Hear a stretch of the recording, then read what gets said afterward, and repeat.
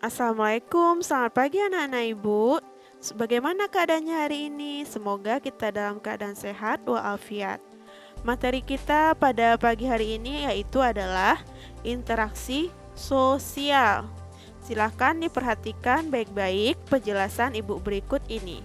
Yang pertama itu kita harus tahu dulu tujuan pembelajarannya. Diharapkan setelah mempelajari materi ini, kalian bisa menjelaskan pengertian interaksi sosial, mengetahui ciri-ciri interaksi, mengetahui syarat-syarat interaksi sosial, kemudian mampu mendeskripsikan faktor yang mempengaruhi dari interaksi sosial. Untuk penjelasan lebih lengkapnya, silakan kalian lihat video berikut ini.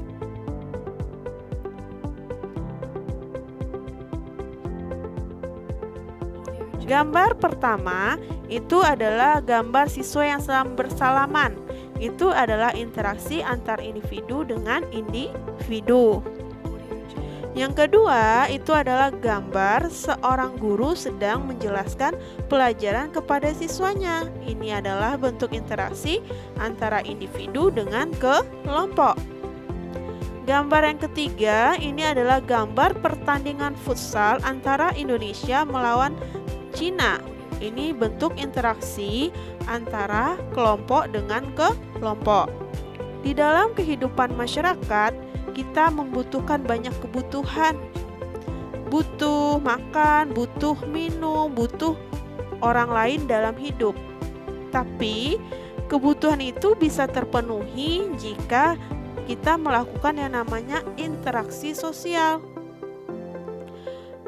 Menurut Dr. Sujono Sukanto, interaksi sosial itu merupakan unsur utama dalam rotasi kehidupan di dalam masyarakat. Karena kalau kita tidak berinteraksi, kita tidak bisa hidup di dalam masyarakat. Karena poin utamanya manusia itu hidup, dia hidupnya berdampingan satu sama lain. Makanya perlu yang ada namanya interaksi sosial untuk memenuhi kebutuhan manusia. Jadi kira-kira apa itu interaksi sosial? Berikut penjelasan dari Ibu. Interaksi sosial itu merupakan hubungan antara individu dengan individu, individu dengan kelompok, kelompok dengan kelompok dalam wujud aksi dan reaksi. Hubungan ini sudah kalian tengok di gambar sebelumnya. Gambar di sini ini memperlihatkan aksi dan reaksi. Itu adalah gambar seorang guru yang bertanya kepada muridnya, kira-kira itu peta apa? Dan sebagai reaksi dari seorang siswa, siswanya menjawab, "Bu, itu adalah peta Indonesia." Jadi itu disebut aksi dan reaksi. Namun jika HP kalian berbunyi, kalian tidak angkat, itu tidak bisa disebut dengan interaksi sosial. Paham kan? Kita lanjut ciri-ciri dari interaksi sosial. Untuk ciri-ciri yang pertama, pelakunya minimal 2 orang. Namanya interaksi dapat terjadi jika 2 orang. Kalau 1 orang tidak bisa terjadi interaksi. Interaksi antara 2 orang ini individu dengan individu. Yang kedua, memiliki simbol. Interaksi itu ada simbol. Apa simbol di sini? Adalah bahasa yang kita gunakan sehari-hari yang bisa membantu kita dalam berinteraksi. Yang ketiga itu ada namanya adanya dimensi waktu. Kita melakukan interaksi itu bisa saat sekarang ini, besok, lusa, minggu depan, bulan depan. Itu yang disebut dimensi waktu. Dan yang terakhir memiliki tujuan. Orang berinteraksi pasti ada tujuan yang ingin disampaikan. Kita lanjut. Syarat-syarat terjadinya interaksi sosial. Yang pertama yang harus ada itu adalah kontak sosial. Apa itu kontak sosial? Kontak sosial itu adalah bertemunya dua pihak atau lebih secara fisik. Secara fisik maksudnya ini contoh saat kita bersalaman dengan guru. Itu kan bersentuhan secara fisik. Namun pada zaman sekarang yang namanya kontak sosial itu tidak harus bersentuhan fisik, bisa melalui media email, telepon, chatting, dan lain-lain. Itu karena kemajuan zaman sekarang. Kontak sosial ada bersifat kontak primer dan ada kontak sekunder. Kontak primer itu interaksi ini terjadi secara langsung atau bertatap muka, nampak wajah orang itu ketika kita berinteraksi. Kalau kontak sekunder itu adalah interaksi tidak langsung, yang mana interaksi ini memerlukan bantuan media. Seperti apa? HP itu bantuannya itu. Itu yang disebut dengan kontak sekunder. Kemudian, syarat yang kedua adalah komunikasi. Apa yang dikatakan dengan komunikasi? Komunikasi adalah cara menyampaikan pesan kepada orang lain. Komunikasi ada dalam bentuk verbal, ada juga dalam bentuk non-verbal. Dalam bentuk verbal, ini komunikasinya dilakukan dengan menyampaikan secara langsung atau melalui bahasa. Untuk lebih jelasnya, kalian bisa tengok pada gambar. Itu verbal. Itu langsung ada suara yang keluar. Itu disebut dengan komunikasi verbal. Yang kedua juga ada namanya komunikasi non-verbal. Ya, ini orang berkomunikasi menggunakan isyarat. Isyaratnya bisa isyarat mata ataupun isyarat tangan. Biasanya ini digunakan komunikasi ini pada orang yang tidak bisa mendengar. Contoh di gambar itu untuk mengucapkan halo tangannya. Atau kalian ini pasti dah hafal nih, kalau kalian masuk bertatap muka saat ujian, bahasa isyarat tangan kalian itu sangat main. Mana jawaban A, mana jawaban B, dan mana jawaban C. Bahkan kedipan mata pun bisa untuk mengetahui jawaban. Jadi non-verbal, verbal sudah paham kan? Dalam komunikasi harus ada 5 unsur. Yang pertama itu ada namanya komunikator. Komunikator adalah orang yang menyampaikan pesan. Yang kedua, itu ada yang namanya komunikan.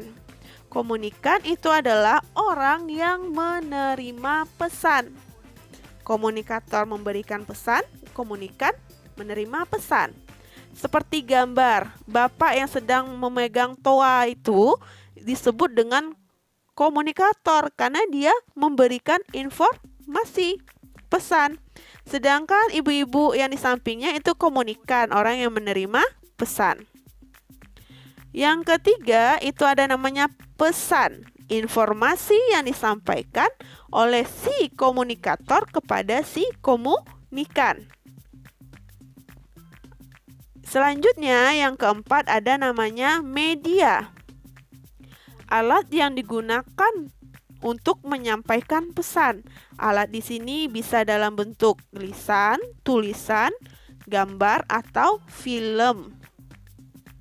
Yang kelima, ini namanya efek. Perubahan yang diharapkan setelah mendapatkan pesan dari komunikator. Jadi di sini perubahan apa yang dirasakan oleh si komunikan setelah menerima pesan dari komunikator. Kalau dia menerima pesan yang sedih, maka dia akan ikut sedih. Namun ketika dia mendapat pesan gembira besok tidak belajar IPS, pasti ekspresinya yeay. seperti yang ada di gambar. Kita lanjut materi selanjutnya.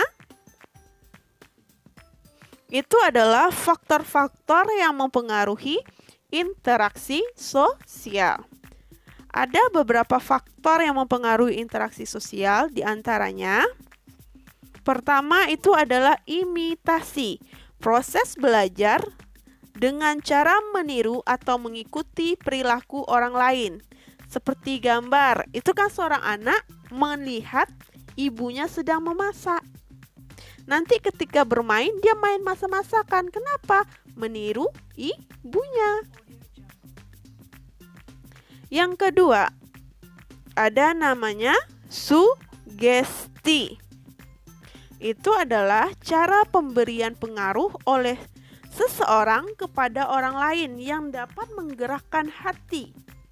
Dia nggak pikir panjang, langsung melakukan. Contoh, seorang dokter yang sedang memeriksa pasien gigi atau pasien yang sakit perut, itu seorang anak. Silahkan buka bajunya nak, biar dokter periksa. Pasti dibuka. Atau silakan buka mulutnya biar dokter periksa giginya, pasti langsung dibuka. Itu tidak ada tidak ada sanggahan. Yang ketiga ada namanya identifikasi. Kecenderungan dalam diri seseorang untuk menjadi sama seperti orang lain. Biasanya di sini kecenderungan ingin sama ini dengan idolanya. Ibu contohkan di sana seorang anak mengidolakan salah satu personil Blackpink. Maka di gambar itu dia bergaya, berdandan, bertingkah laku seolah-olah dia adalah personelnya. Personel Blackpink. Begitupun yang cowok mungkin. Dia mungkin saat ini mengeluh-eluhkan yang namanya Cristiano Ronaldo. Maka dia akan berpakaian, gaya rambut, perilakunya juga seperti Cristiano Ronaldo. Itu yang dikatakan dengan identifikasi. Kita lanjut yang keempat, ada namanya simpati. Simpati di sini bukan kartu HP ya. Namun simpati di sini adalah kemampuan seseorang untuk merasakan diri seolah-olah dalam keadaan orang lain. Merasakan apa yang dialami, yang diderita oleh orang lain. Seperti contoh gambar yang ada di samping. Itu ada seorang perempuan yang sedang menangis.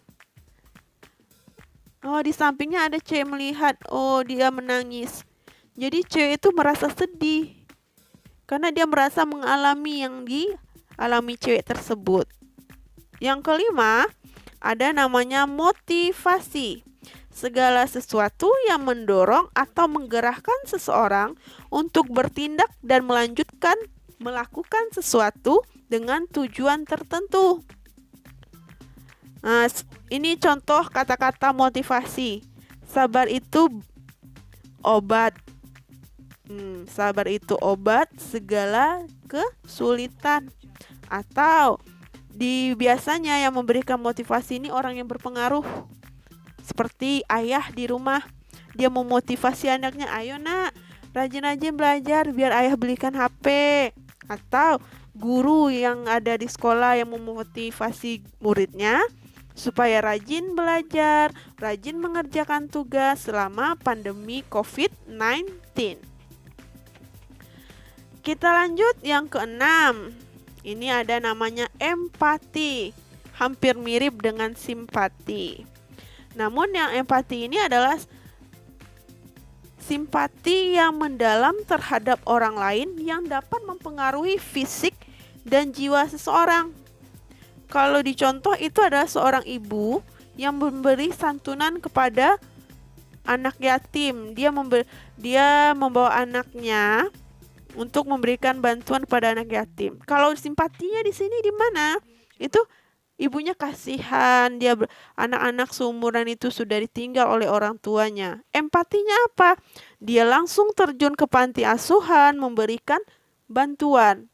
Atau mungkin kalian dengar di Pulau Jawa terjadi banjir dan longsor yang parah. Kalian kasihan ya orang-orang yang kena musibah. Apa bentuk empati kalian?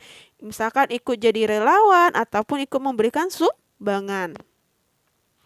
Itulah materi Ibu pada pagi hari ini. Semoga kalian bisa memahami materi yang Ibu berikan dan bisa lebih tahu, terutama dalam bidang komunikasi. Karena kalian pengguna HP aktif, tahu kan mana yang komunikator, mana yang komunikan, dan mana yang si zaman sekarang tuh yang suka niru-niru orang lain, mengidentifikasi sama dirinya itu sama dengan orang lain, pasti itu akan paham. Semoga materi ini bermanfaat dan semoga materi ini bisa kalian lihat real di kehidupan nyata. Ibu akhiri, Assalamualaikum warahmatullahi wabarakatuh. Tetap